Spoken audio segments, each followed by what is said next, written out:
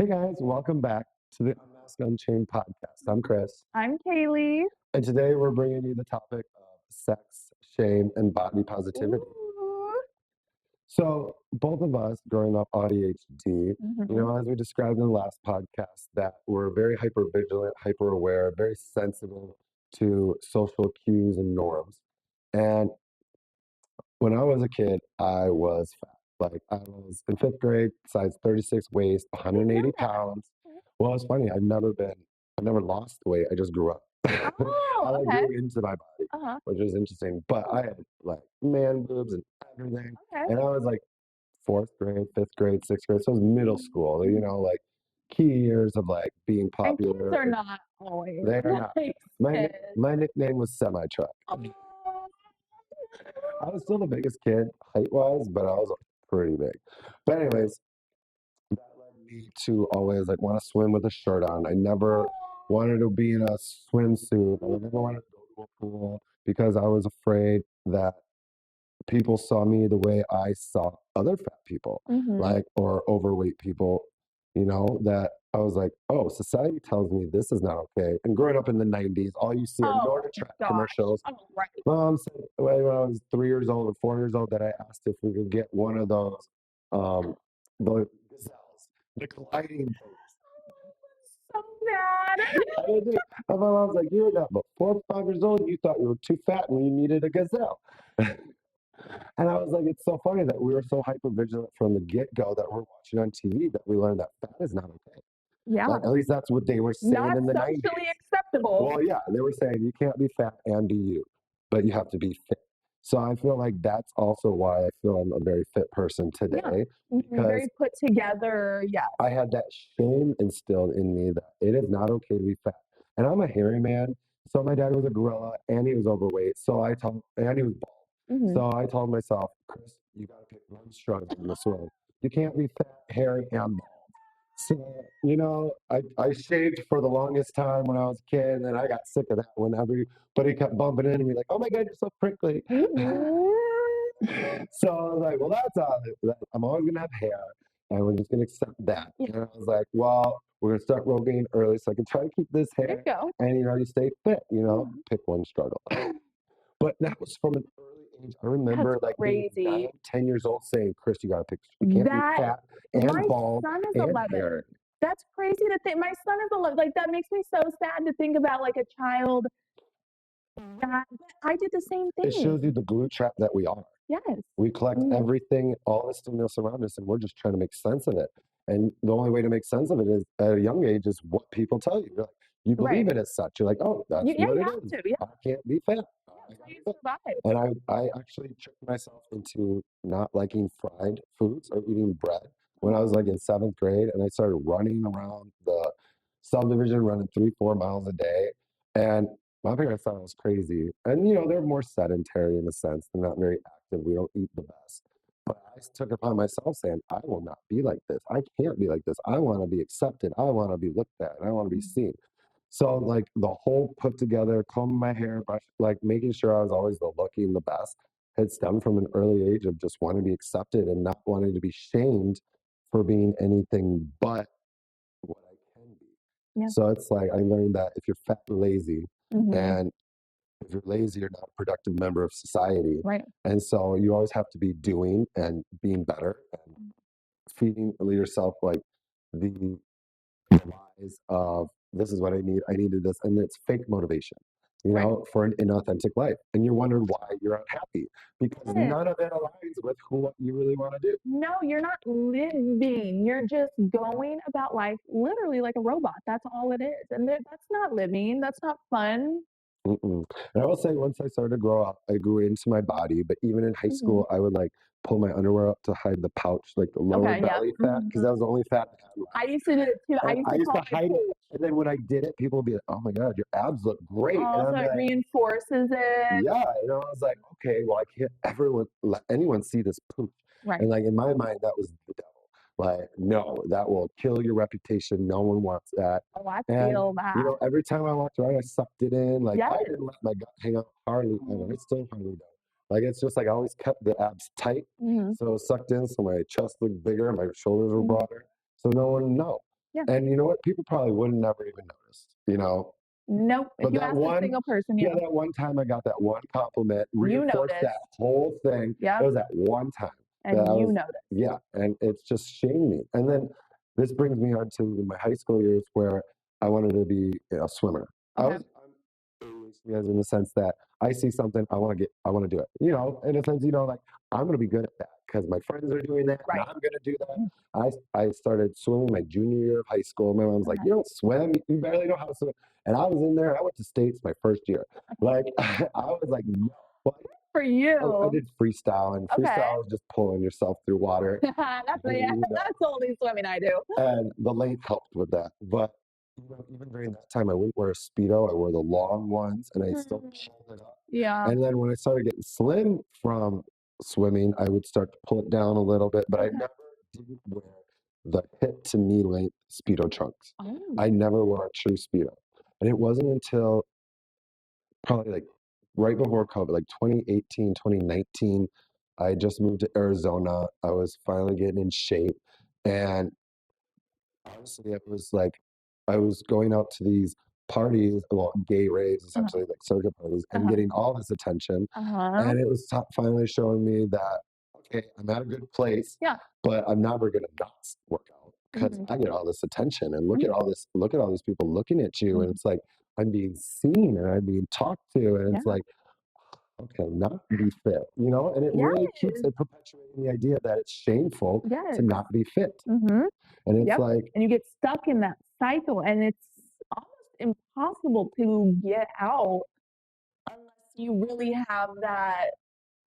I don't know if come to Jesus moment is the right term, but like you really, we come to your senses. yes, come to your And it senses. comes through, I think, through maturity, through Mhm. aging. And it's like, I didn't really start seeing it till I was like in my, like a couple years ago. Yeah. Like when I hit like 33, 34, that's when I started like, why am I doing this? What am I? Right. And I went through some relationships. So maybe that helped shape my perspective of why Absolutely. you do what you do. You Mhm. know, when you live in a single life, you're not getting that constant feedback from a No. partner saying, hey, I You're don't not like have to this. compromise. You don't have to do, yes. And you're not necessarily seeing yourself in a situation because you can remove yourself. Right. It led me to still think that I want to be fit, but at the same time, I'm not going to kill myself. I'm not going to do steroids my whole life and like kill an organ or my heart or Right. something when I can, when I'm only doing for who am I doing this for? Right. Yeah. Like, What who am is I the doing point? this for? What is the point? Yes. The 50 likes I get from the same, you know, like you get views, but you Yes. get the same 50 likes from the same 50 people and you don't even care who they And we are. love Like, you, but well, it's you the do. same You love people. supporters, but in a sense of you want validation from external. You're always looking for these hot people to validate you. Yes. And you're like, but you're never going to get validated enough because even with that validation, you're like, well, that's fleeting. So Right. you It's really, never going to be it's enough. never enough. So really, you have to learn to validate yourself. And if Mhm. you look good to you and you're doing it for you, then go do it. You Yes. know, if you love seeing Yes. yourself a certain way, work out for that and to stay healthy. You know, like if you prioritize health, like you don't have to like lift 5 days a week, but you can do helpful things. But if you want to look muscular and that build, then do that for you. Don't do it for other people. And it Mhm. really helped me learn to love myself instead of being shamed. Yeah. Yes. Sorry, technical issues. We forgot where we left off on. But we were talking about body Yeah. Body positivity, positivity. shaming, and shaming ourselves to adhere to social norms. But then getting to a certain age of maturity where you're like, I only want to do this for me because I validate myself. Because validation from others that aren't close to you means nothing. It's so empty. And it's It's like, so I can get hundreds of likes or thousands of views. And it's like, I'm still empty inside. It didn't fill me. But, you know, somebody that's close to me said, oh my God, I love this. This is so great. And honestly, I've learned that things that I do, people responding to my character, feeds me so much more yes. than people responding to me for my looks. So Yes. I've stopped, like, I do care about what I present myself Of as, course. and I like to look good for myself. Right. But at the same time, now I focus on what I do. Like, I want to be called out for my character, not for just how I look, because I didn't do much to get these looks. I just stayed disciplined. You know, you can only help with what you're born with. But I mean, in a sense, it's like, stay grateful, but if you didn't earn it, go live off something you earned. Like, in a sense, like go build your character and be a great person. You know, no one cares that you're just a good looking person if you're empty inside. Like, everyone's always said to me, "Oh, you're good looking," but the biggest thing is like, I never expected you to be so nice. I never expected you to be so kind, and it just floors me. I'm just like, all these good-looking people that didn't do anything to earn it, or just born with these, and are just walking around, just acting like they're God's gift to the earth. And it's like, why? You didn't deserve it. You didn't do anything to deserve this. And so that was another shameful part that I saw in myself, that I got praised for my looks when I was younger, and I didn't like it. I was like, you don't know me. You That don't was a big thing for me like. I took it, as a little girl. yeah, as a little boy too, and I grew up to it. Like even a couple of years ago, I'd get drunk and be upset that somebody complimented me. I'm like, you don't know me. You don't even know what I do or who I am, and you're just saying you like me because you just see me. And I just took it so offensively because I was shamed in. I guess I was shameful for not working. It was also instilled from my grandmother. You know, you work for what you want in this life. Yeah. So it was like to be praised on something I didn't do anything to strive for.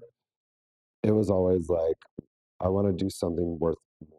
I know I'm getting off subject on here, but I feel like it all ties into it. Yeah. Like it's self worth, it's Yes. self confidence, and it's all like loving yourself for who you are and what you bring. One second, to all these technical errors, just putting out fires. Yeah, self-worth. But yeah, it But all stems from self worth. And if you can accept yourself the way you look, you really can accept who you are authentically. And I think it starts with self acceptance of your body, because that's the first thing that you can either change or accept. You know, there's no point in hating yourself for it, because there's so many right, yeah. things you can do to alter your appearance through fashion, through Plastic exercise, through surgery. or Yeah. makeup even. Like Yeah, makeup has gone so far that you could like there is some things people do with makeup that you look like a whole different person. Like you can hide any flaws. But the flaws are all in your head. And you got to be okay with yourself, and you have to be confident with yourself, because otherwise, how are you going to love yourself? How are you going to live an authentic, purposeful life if you can't even love what you were given? You know, and like I said, like I had to learn to love what I was given, but I had to put some purpose behind it. It made me want to be a better person and go make differences in the world, because I wanted to be praised on my knowledge and my volunteerism or my giving back, instead of just what I was given, you know? But that's to be said that you have to accept what you're given. And now I do. This sounds, well, let's get rid of that part. We're going to cut this part out. It sounds a little too self indulgent. So it's hard to talk about looks, but it's trying to make it. No, okay, you know what? I got to say, you know what I love, and this ties back into people, especially with autism, but ADHD, is I think people that have learned to drop the mask, or that never put up the mask and they've just always been their authentic self, have the coolest styles I've noticed. They have the most authentic makeup, clothes. They just I love TikTok has really opened my eyes with this, Mhm. because you see so many different people, so many times a day. Mm. You're just like shuffling constantly through hundreds, thousands of people.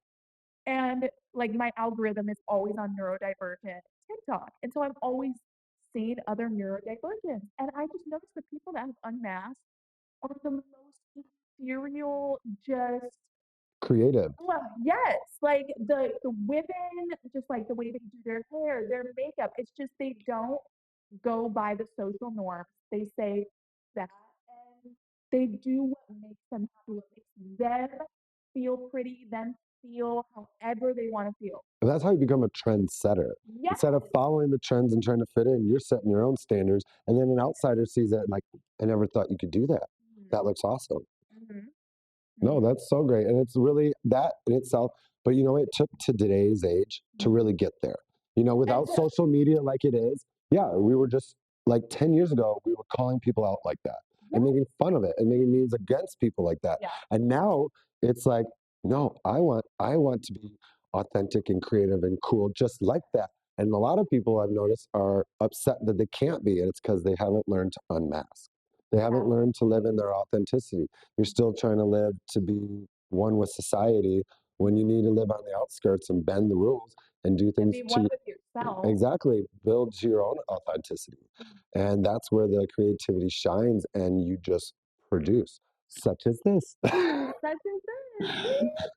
Being authentic and unmasked and doing what brings you joy. And it literally creates creativity and entertainment and knowledge for all. Oh, let's touch on the sexual topic. Oh, yes, yes, Yeah, yes. we mentioned it in the beginning, and then we kind of danced around it. You know, as comes with insecurity or security with your body and yourself and not shaming, comes sex. You know, if you're not going to feel beautiful or pretty, you're not going to put yourself out there to be seen by others. But I will say, being somebody that always wanted to be accepted, I wanted to be accepted in any fashion. And you get to the point of, well, when you first have sex, I had it earlier in life by like 16, but it was like instant gratification that fed my needs. It's like, Like a so dopamine hit? yeah, it was such a dopamine hit, but it was like being seen, Yeah. being understood, or And then being it checks applauded all those for it. boxes. Yeah, it was like, you know, watching all this porn growing up has led to here's my debut. Right. And it's like you hit all these things. It's like, and being ADHD and wanting to belong, you perform. You say, Yeah. right? You're like, all right, you're supposed to arch your back, you're supposed to put your chest out, you're You supposed to do say this. you like it sounds crazy, but I remember being this is crazy. In 5th grade, I remember being caught looking up lesbian porn, not because I was like some sexual deviant, but because I was like, I literally would write, I had a notebook and I would literally Studying. write down how to moan, how like I couldn't even say like I would literally write it down in 5th grade. I didn't even know what any of this was. No clue, never even hugged a guy before.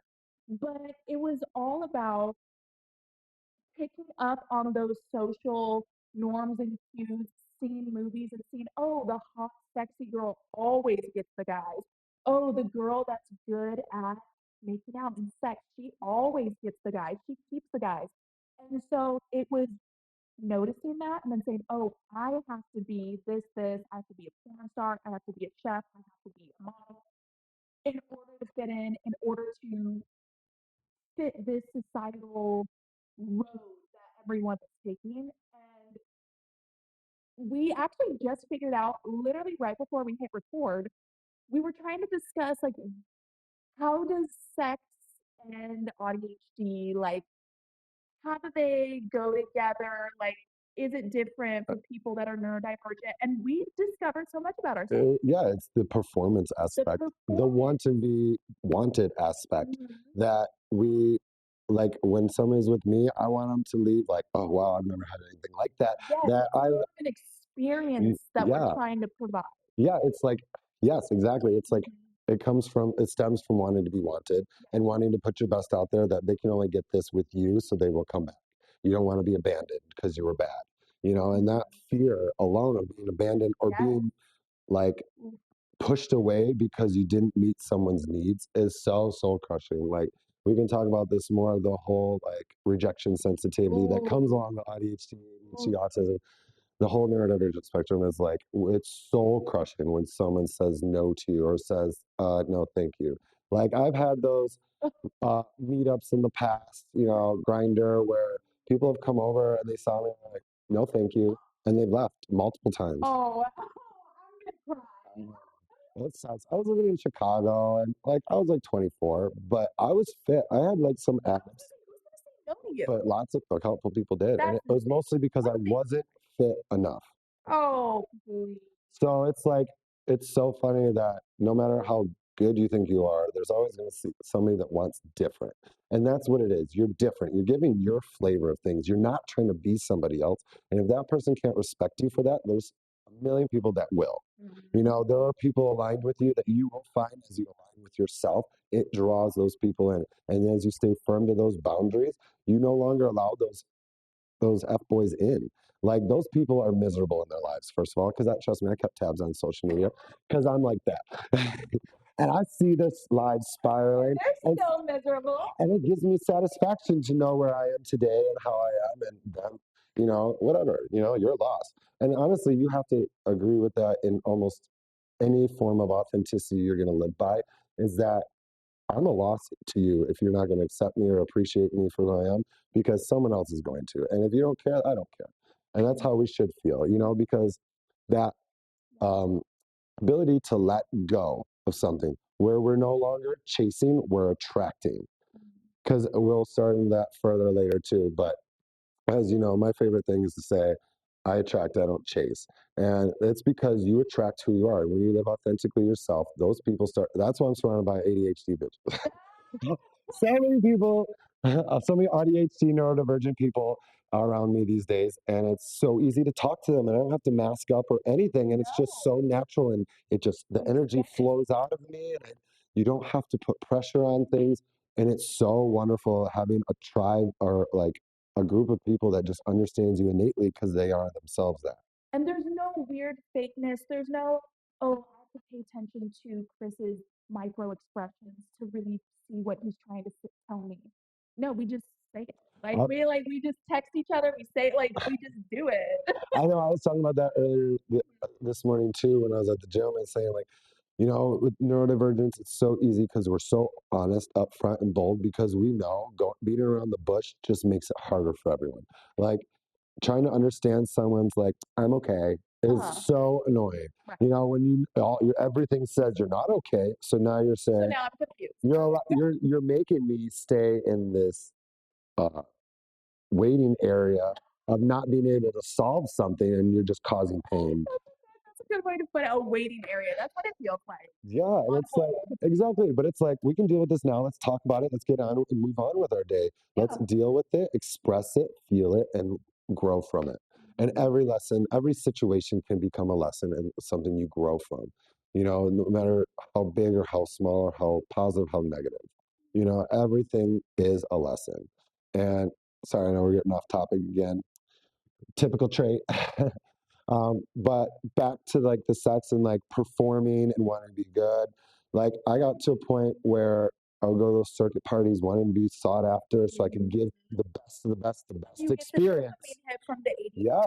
So you're getting the best of both worlds. And you think it's like that, and you think that's really what you need in this life to make you feel fulfilled, but it's not. For me, it's not. Like you reach a point where you're like, what am I doing? I'm trying to fill an empty void with an empty void. Yeah, right. Yeah, two empties don't. Yeah, it doesn't make sense. And instead, what I really appreciate is connection. I like connecting with people. I don't like the physicality presenting first anymore. I like that connection to come first, and whatever comes after is magnanimous. And it's been so amazing that you don't have to perform. You're just in the moment, you let it flow. And there's no performing because you already know this person accepts you on a intelligent or personal mentality level, that the sex part is just a cherry on the cake. That there's no pressure, there's no forcing. And honestly, sitting by those boundaries and being that feeds me so much more than any random hot person could. Oh, same. Same. Especially the older I get. Like when I was younger, I would try to convince myself, like the hookup culture, but it just wasn't, I just couldn't get into it. I It just can wasn't. I've been a long-term dater myself. Like I've literally gone through 5 long-term relationships since I was 20 and over the last 15 years. And I've only been single maybe a max of 1 year added up.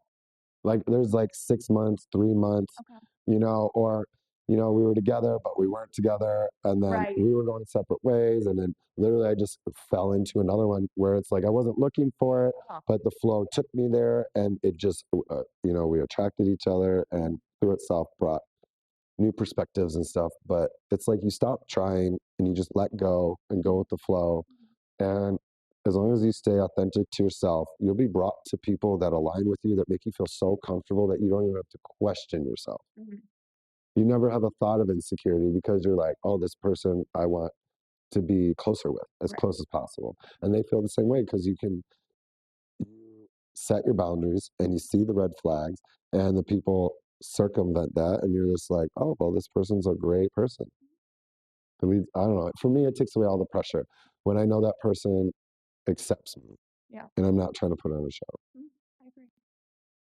I agree. Yeah. So talking about all this sex and shame and body positivity, like I feel a lot of people out there are insecure because of these notions of what we see in fashion, what we see in magazines, what we see people are popular on Instagram or, you know, what all the likes they're getting, which I like how we're able to turn off like the like I do function that. and send function because that doesn't even matter.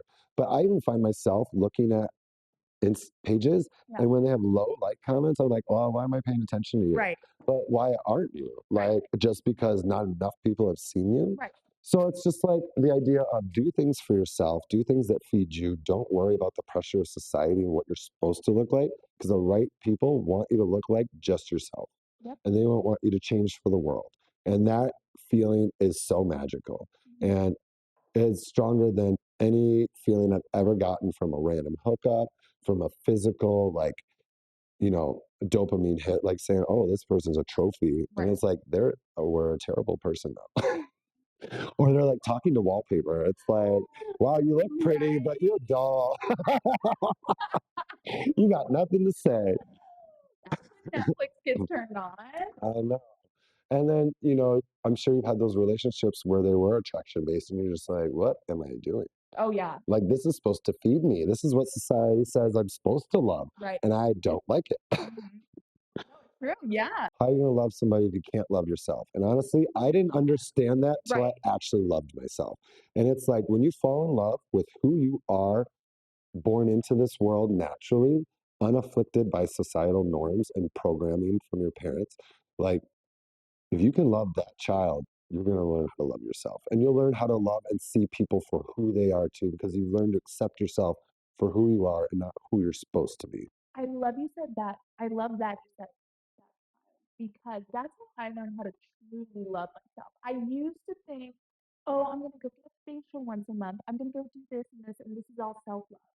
I'm gonna go to the gym. Those are all versions of self love. But when I really figured out how to love myself, it was when I did shadow work and inner child work. And now I try to live every day for my inner child. How would little Kaylee want to see herself today? And it's been so, like, it's just so crazy how much you see yourself as this, like, innocent being when you see yourself as, like, a child. And it's so much easier to love, like, your little quirks and your little differences when you see yourself as, "Oh, I'm just like this little child that just, like, Yeah, wanted to have a happy life." you learn to give yourself grace and you learn to give others grace and Yes, say, it's 'cause not they that serious. yes, Like, don't be so serious in this life. You are also that inner child, and that's how you find your happiness. Whatever that inner child finds happy, that's where yes, you'll find your your happiness. true happiness, yeah. It really is. Like, And what do you like to do? Creativity. that's my big thing I always tell clients or ask clients is like, what as a child did you like, or what do Yeah, you like to do creatively? And a lot of people can't tell me anything. They're like, I go to the gym, right. I work out, I go to work, I watch TV, I go to the movies, I go out. Like that's all I do. Like, Yeah. and then I was like, well, what did you like to do as a kid that was creative? And that always stumps people. Or what did It's you like, want to do? Pottery, painting, like, what is it? and that's the thing that sends people and makes them go home. It's one of those questions that puts people in their head like, oh, Yeah, what did I like? right? And then you start uncovering these memories of what you used to love and stuff. And you're No, like, what brings you joy, that pure joy, and that honestly, childlike you learn that that never went away. no, It could have been diminished, but no. it's still there in you. Like it's that excitement when you start cooking. Like you're like, oh, I Yes, got that, dinner like, tonight, babe. like, sense of wonder, like, if you never lose that, that's the key to happiness, is always having that childlike sense It is. And it's like traveling, it comes from cooking, it of comes yes. from drawing and being artistic, Mhm, just being able to express yourself freely in any media. mhm, And mhm. you'll find so much more confidence from that in yourself by learning to love what you used to love. Yeah, It's literally that easy.